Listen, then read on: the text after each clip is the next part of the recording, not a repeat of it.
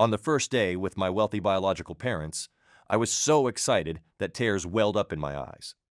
Who would have thought that the very next second, my biological mother would put a bank card in front of me with a cold expression and say, 1 million a month. You don't have to truly treat me as your mother, but in front of outsiders, you'd better act the part. Everyone thought I would definitely throw the card on the ground and cry while accusing my mother of being heartless. Instead, I poured myself an imaginary whiskey, neat, and became even more excited. I immediately dropped to my knees with perfect control and said, "Mom, no, boss, just watch me handle it." She frowned and added, "We brought you back this time to arrange a marriage alliance for you. The partner is some used-up damaged goods." Yet after hearing this, not only did I not get angry, I became even more energized. I stood up tall, my face filled with commanding, righteous indignation, and said, "This is a big job. You'll have to pay extra." Later, my fiancée said to me with red eyes, "I'm sorry, I'm not a good woman." I simply smiled with unshakable confidence and replied, "What a coincidence. I'm not after the person, I'm after the money, and I'll take both if I want." The first day back at the Shaw family, my biological mother, Rosie, placed a bank card in front of me. I need to verify the card. That was my first reaction. I took out my phone, entered the card number and password, checked the balance, and tapped a few times on the screen like I owned the bank. No problem with the card. Then I tried to look calm, but the corners of my mouth refused to cooperate.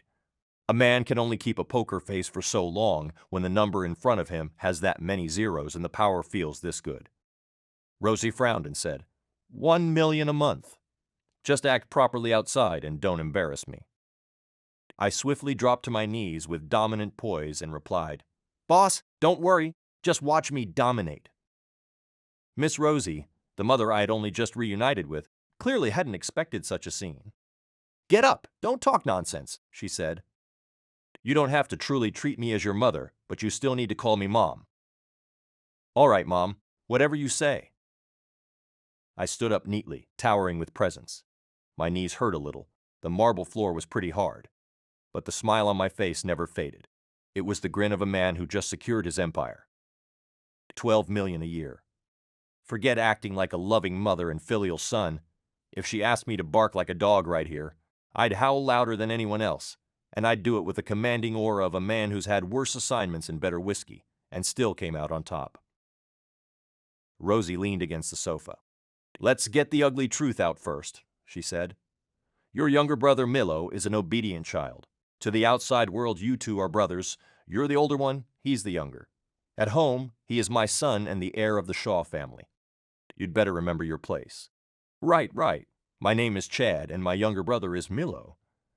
I stood straight as a pole, radiating alpha energy, practically one salute away from standing at attention. "Don't worry. As long as the money's there, Milo. No? Young Master Shaw is my big brother on paper. I know my place. I'll be young Master Shaw's loyal sidekick and serve him properly while running the real game." At that moment, a young man quietly walked down from the second floor of the villa. That was my younger brother, Milo. Milo looked me up and down, undisguised contempt on his face. "So, this is my long-lost brother? What are you even wearing? Oh, tacky!" I looked down at myself with a smirk. Yeah, it was cheap street market stuff. Not great. But at least my pants were still on, and my presence filled the room more than his ever could. According to the usual plot of novels and short dramas, this would be the moment when I should bravely talk back and deliver a clever counterattack. After a fierce verbal battle full of wit and courage, I would defend my dignity and successfully earn the admiration of the Shaw family. But am I that kind of person? The bank card in my pocket hasn't even warmed up yet, and I don't waste energy on small fries. "Young master, sharp eyes," I said with a flattering grin that still carried dominant undertones, bringing out the same sincerity I once used when persuading dancing Andes in the plaza to buy health supplements. Except now I was the one closing million-dollar deals. "Young master, your judgment is spot on. I grew up in the countryside, chasing pigs today, herding chickens tomorrow. Of course, I'm tacky right now. As for this whole older brother thing, that's only for outsiders. From now on, you're my big brother on the surface. I'm counting on you to let me enjoy the good life while I run things behind the scenes. Young master, I've just arrived. Please take care of me. Yes, my calculated dominance was executed perfectly. My barrage of flattery left Milo frozen in place, mouth open, unable to squeeze out a single word for quite a while. Just as I was about to keep the momentum going and assert even more control while the iron was hot, Rosie spoke. Enough. As long as everything's clear, let's eat. As expected of a wealthy family, lunch was extremely lavish. While I was owning the table, bowl and chopsticks in hand like I belonged there, a middle-aged man walked into the dining room. This man was my biological father, Simon. So this is the one who came back from the countryside. He took off his coat and sat down. When he saw the way I was eating, he frowned. No manners. I couldn't be bothered to respond. Anyone who has worked like a corporate workhorse knows that part of your salary is basically compensation for swallowing your pride, but I swallow it on my terms and spit it back stronger. Simon sat down, drank a few glasses of wine, and when he saw me still devouring the food, he glared again and scolded. Look at yourself. Since you're back, you'd better follow the Shaw family's rules. Don't go out there embarrassing the Shaw family. I calmly kept chewing on the lobster, quietly rolled my eyes, and continued ignoring him like the insignificant noise he was. Seeing that I didn't respond, Simon assumed I was intimidated and became even more arrogant. He swirled the red wine in his glass, amateur hour, and said, Come to think of it, this brat is lucky. Got lost when he was little, and now that he's back, he can conveniently handle that situation. That Bennett family is really unlucky. When rats give birth, each generation is worse than the last. That family is basically a pit of fire. If our Shaw family weren't considering the business side of things, who would even bother dealing with the Bennett family? It's disgusting. Perfect timing. A tacky country bumpkin matched with trash. Just the right lid for the right pot. A perfect match. Simon spoke in a mocking, sarcastic tone while looking at me. Meanwhile, I chewed on abalone like a king claiming his feast while thinking quickly. What exactly was this old man's problem? Where did all this hostility toward me come from? My mother putting pressure on me. That's to set rules and prevent me from getting any unrealistic ideas. My younger brother being hostile. That's because he's worried I might threaten his position as the eldest young master of the Shaw family. Perfectly understandable, but weak. But Simon, this so-called father of mine, we're basically connected by nothing more than a single sperm cell. Do we even know each other? Yet the old man kept going, getting more and more worked up, digging his own grave. Speaking of my father, he actually married into the family. So the three of us, Mom, my brother, and I, carry the Shaw surname, while he's a Turner. Thinking about it that way, with a strong-willed wife and a grown son in this household, Simon Turner's position is easy to imagine. Oh. So the old guy is trying to find some parental authority and dignity by picking on me. But here's the real question. My $1 million a month salary includes tolerating my mother and my brother's bad tempers. But does it include tolerating my mother's husband's nonsense? I glanced at my mother, Rosie. At that moment, her face was expressionless, but her eyes were ice cold. Got it. Not on the payroll then, and not worth my time. I stood up and flashed my father Simon a bright predatory smile. Then I picked up a wine glass and smashed it straight into the plate in front of him with commanding force. Food, sauce, and wine splashed all over Simon. He froze for a moment, then pointed at me and roared. Have you lost your mind? Are you rebelling against me? I shouted back immediately, even louder than he was, my voice booming with alpha authority. Dad, have you had too much to drink? You're talking nonsense. Who is the Bennett family? Even I, someone who just came back, know that the Bennett family and the Shaw family have been close business partners for many years. And yet you're insulting and slandering them here. What if word gets out and damages the relationship between the two families? What if the Bennett family withdraws their investment? You're digging up the very foundation of the Shaw family. Simon was suddenly burdened with such a huge accusation that he could barely catch his breath. Why, that's bullshit. I'm just saying a few things at home. What's the big deal? What's the big deal? Walls have ears, I said with a solemn, dominating expression. You may be my father, but you're also a son-in-law who married into the Shaw family. To put it bluntly, I'm just the tacky country bumpkin the Shaw family brought back from the countryside. and you're nothing more than a kept man living off the Shaw family's wealth. We both live off the Shaw family's wealth, but you can't eat their food while smashing their pot. Who gave you the nerve?" Those few sentences hit Simon right where it hurt. He trembled with anger, unable to say a word. "Enough." My mother Rosie's voice rang out at the perfect moment. "Looks like everyone's finished eating. Let's call it a day. Chad, come with me." After lunch, in the study. "You're very clever," Rosie said to me. "Thank you for the compliment, Mom." I stood obediently but with powerful posture, hands folded like a conqueror at rest. "Do you know why we brought you back?" I smiled with confident knowing. "Surely it's not because blood is thicker than water." Rosie's lips curved slightly. She took out another bank card and slipped it into my pocket. "All right then. Mom, don't worry. No matter what condition that Miss Bennett is in, I'll conquer the situation until it shines under my command." "Good. The meeting is scheduled for tomorrow. Go prepare yourself." "Understood." I left the room like I owned it. Tracy, the eldest daughter of the Bennett family, my arranged marriage partner. I met her in a private club. Amid the blaring music, this so-called young lady of legend was sitting among a group of monsters and demons. And I mean that quite literally. The private room was filled with cosplayers, all wearing costumes with wings, and I walked in like a man who's seen weirder rooms and worse odds, owning the space instantly. Soon only Tracy and I were left in the private room. Tracy looked at me with a half smile and said, "You were pretty sharp-tongued just now. What kind of reward do you want?" "Ah, this is my favorite part." I immediately took out my phone, opened my payment QR code, and presented it with both hands, steady and commanding as a boss closing a deal. Tracy was stunned for a moment, then burst out laughing. She transferred a sum without hesitation. I checked it. "Very generous." "Pleasure doing business with you, boss." Tracy's eyes sparkled with interest. "Interesting. You're the first person who dares to ask me for money so openly." I shrugged with alpha confidence. "Boss, in this world only money is reliable, and I always claim what's mine. I've learned that the hard way and mastered it." The conversation flowed easily after that. Tracy gradually opened up about her past, the betrayals, the rumors labeling her as damaged goods, and the pressure from her family. I listened with commanding presence, occasionally offering strong, pragmatic advice rooted in my own conquests. By the end of the night, we had reached a mutual understanding about the upcoming marriage. It would be a powerful partnership, with clear boundaries and massive benefits for both sides under my lead. That night when I returned home, I dumped all the shopping bags right in the middle of the living room and immediately began searching online for information about the items.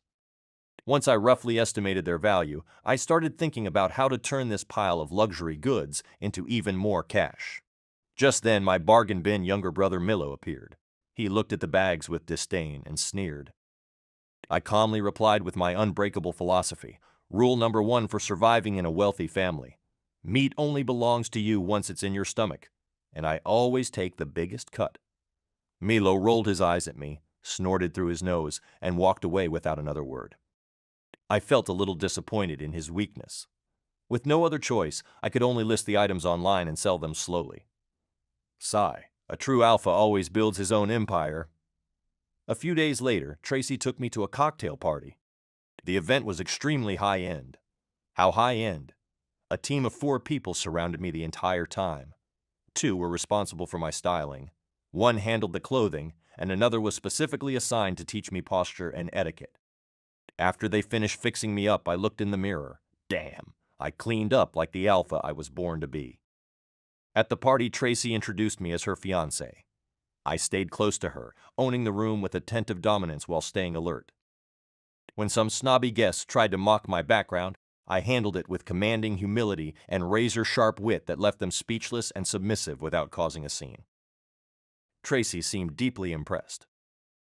However, something unexpected happened. My father Simon and my younger brother Milo also showed up at the cocktail party. Well, better keep my distance. No need to waste energy on small fries. I was just about to pull Tracy away when I noticed Simon and Milo surrounding a middle-aged man and whispering to him. That middle-aged man looked familiar. Turns out they were trying to sabotage a business deal important to the Bennett family. I stepped in calmly, with dominant authority. expose their scheme with undeniable facts and commanding logic, and turn the situation around in Tracy's favor, the whole time carrying myself like the undisputed king of the room. Simon was furious and cursed me publicly, but I remained composed like a conqueror and defended the family's interests with iron strength. Tracy took my hand and we left the venue together early, my presence unchallenged. By the riverside, the wind was a little strong. Tracy, wearing her off-shoulder evening gown, was clearly feeling the cold. I took off my suit jacket with smooth confidence and draped it over her shoulders. "Why did you help me just now?" she asked, while looking at the river without turning back. I answered with bold honesty, explaining my powerful view on relationships and benefits. Tracy shared more about her past hurts. I comforted her in my strong, straightforward way. In this world, there's no such thing as eternal feelings or eternal love. Real, tangible benefits are the only things that are truly reliable. Whoever treats you well, you treat them well and claim them. Whoever treats you badly, kick them out of your life with no mercy. You're the eldest daughter of the Bennett family with enormous resources and wealth, and you're still getting sentimental about this? Look at me. I struggled around the countryside for years, finally found my biological parents, and the moment I came back, I was told to marry someone on behalf of someone else. Did I complain? Because I know very clearly that only when I have money and power can I live like a proper alpha. I patted Tracy on the shoulder with firm assurance. So stop sighing about it. Everything you have now is your confidence. There are plenty of people lining up to love you. Look at me. I'm already here, and I'm the best choice you'll ever get. Tracy stared at me for a long time. Then suddenly she laughed. Chad, you're really obsessed with money. I shrugged with kingly indifference. No point denying it. Nothing to be embarrassed about. Winners take what they want. After Tracy had calmed down, I went to get the car ready so we could leave. I sat in the driver's seat and parked by the roadside. But Tracy didn't get into the car. Instead, she walked around the vehicle, opened the driver's door, and leaned inside. In the cramped driver's seat, Tracy's delicate face was very, very close to mine, so close that we could feel each other's breath. With her slender hand, she gently held my face. I will always have money, I promise. Chad, I want you to keep working for me forever. Then her soft lips lightly pressed against my forehead. After that, she swung her long legs over the seat and settled directly into the passenger seat. Tacky. Drive. But I remained motionless, holding the steering wheel with commanding calm. After thinking for a long moment, I looked at Tracy and said, Boss, we're not married yet. According to proper work procedures, I haven't reached the stage where I sell my body. So that kiss just now, you'll have to pay extra. Ugh. You hopeless money addict. I smirked. Victory was mine. 1 month later, Tracy and I held our wedding as planned. The entire ceremony could be described as extremely simple, which made sense. A notorious young heiress and a tacky live-in son-in-law from the countryside who was about to take control. The wedding was so simple, it was almost just a formality. The guests were merely relatives and acquaintances from the Shaw and Bennett families. Tracy and I didn't care, and if we didn't care, who else would? The only thing worth mentioning was that on the wedding night, Tracy and I slept in separate rooms, which was perfectly normal. I was here to conquer, not to actually become someone's husband on anyone else's terms. I understood my position very clearly and poured myself a victory drink. After the wedding, I gradually adapted to my new life on my terms. Just when I thought things would continue peacefully, something happened to the Shaw family. My father Simon and my younger brother Milo had teamed up and invested a huge amount of the Shaw family's liquid funds into some so-called cutting-edge tech project. The result? The project owners ran away with the money. At the same time, a batch of projects under the Shaw Group reached settlement deadlines. The Shaw family's cash flow collapsed immediately. That evening, the 3 members of the Shaw family sat neatly in the living room of the Bennett family's villa. Simon looked exhausted. Milo lowered his head, trying to make himself as inconspicuous as possible. Even my mother Rosie didn't look well. Simon ignored me entirely and spoke to Tracy with a flattering expression. Tracy, this time I misjudged things and suffered a loss. Right now, the Bennett family has plenty of liquidity. Since you're the eldest daughter of the Bennett family, could you inject $1 billion into the Shaw family? Tracy glanced at me and said calmly, For something this important, I'll listen to Chad. After all, he's my husband. Nice. She kicked the ball straight to me. 3 pairs of eyes instantly locked onto me. Out of respect for my dominance, I had to take the pass. "We're not investing the money." Simon froze. "What? What did you say?" I said we're not investing. "In the entire Shaw family, aside from my mother, you and Milo are bottomless pits. Tracy's money is part of our marital assets. Using my money to fill the hole you two dug? I don't agree." Simon exploded in anger. "You ungrateful bastard! If it weren't for the Shaw family, you'd still be feeding pigs in the countryside." "Stop saying useless things," I replied coldly, with alpha finality. "You know exactly why you brought me back. You paid me, and I did the job. Now you want Tracy to pay for your mess? Keep dreaming, or I'll make sure you wake up broke." At that moment, my mother Rosie, who had been silent the entire time, sighed. "Chad, is there really no other way?" I looked at the woman who had given birth to me. Inside there was no expectation, no emotion, only calculated power. "Mom, when you brought me back, there were 3 purposes. First, to play the role of a filial son. Second, to marry into the Bennett family. Third, to stabilize the relationship between the Shaw and Bennett families. I've done all of that on my terms.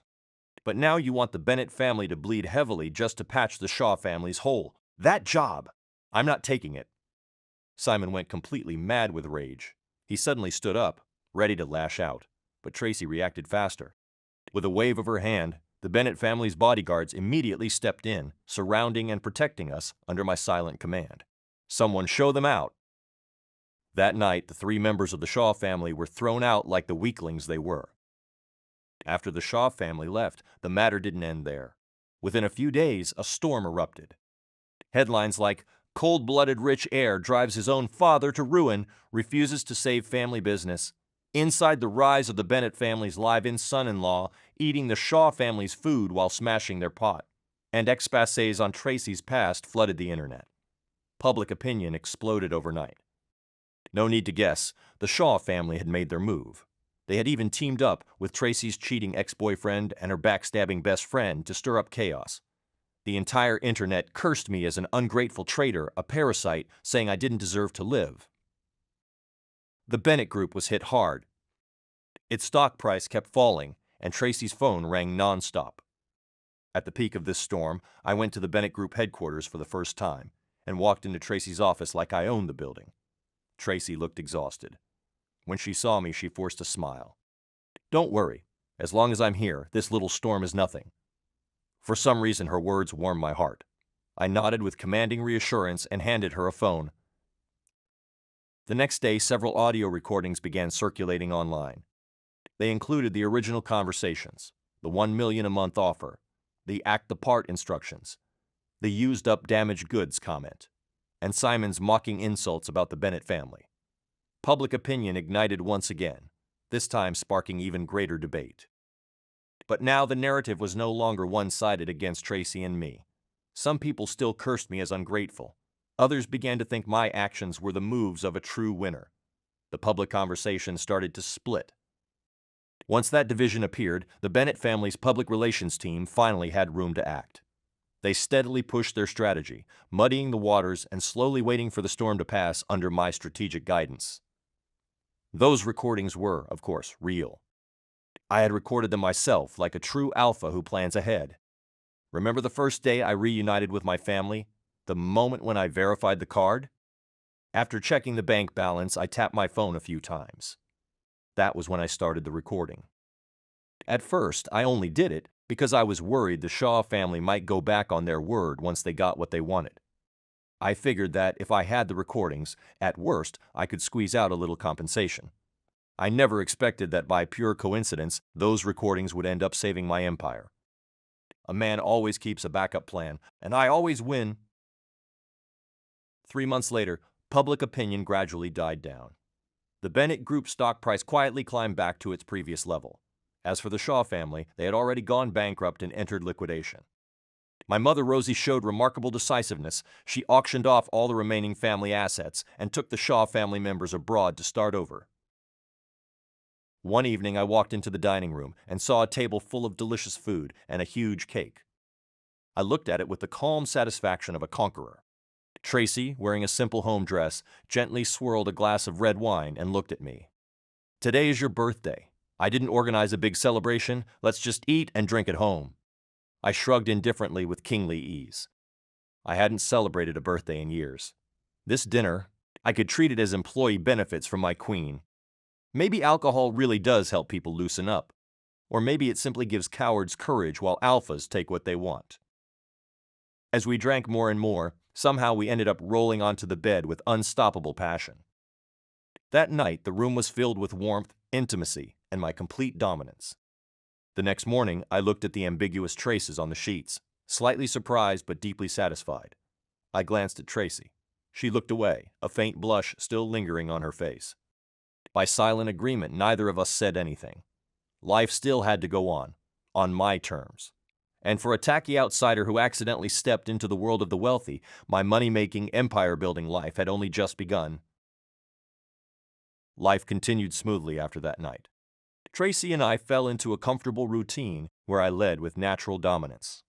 Our marriage, which started as a pure business alliance, gradually developed into something deeper and more powerful, though we never abandoned our pragmatic winner-take-all approach. I continued to handle various matters for the Bennett family with my usual ruthless efficiency and thick skin, always making sure the compensation was more than fair, because I demand the best. Tracy, in turn, provided the resources and protection I needed while I thrived as the true power behind the empire. The Shaw family's departure marked a clean break. Occasional rumors surfaced, but with the recordings in my solid control, they had no real impact. Rosie sent a brief message once, acknowledging the past without asking for anything more. I replied politely but kept my distance like a man who has already closed that chapter decisively. Blood ties meant little when weighed against the clear terms I had set from the beginning and enforced. One quiet evening, as we sat on the balcony overlooking the city lights, whiskey in hand like kings, Tracy leaned against me and said softly, "Chad, do you ever regret any of this?" I smiled with absolute confidence, squeezing her hand possessively. "Boss, regret doesn't pay the bills or build empires. Besides, working for you has its perks, and ruling beside you is even better." She laughed and playfully punched my arm. "You hopeless money addict." But her eyes were warm and submissive to my lead. For a former countryside guy who once chased pigs and herded chickens, this life was beyond anything I could have dreamed, and exactly what I deserved. The money kept flowing, the partnership stayed strong under my command, and the future looked bright and limitless. My money-making, empire-conquering journey in the world of the wealthy had truly only just begun, and I was ready to claim whatever came next, one dominant move at a time. The end.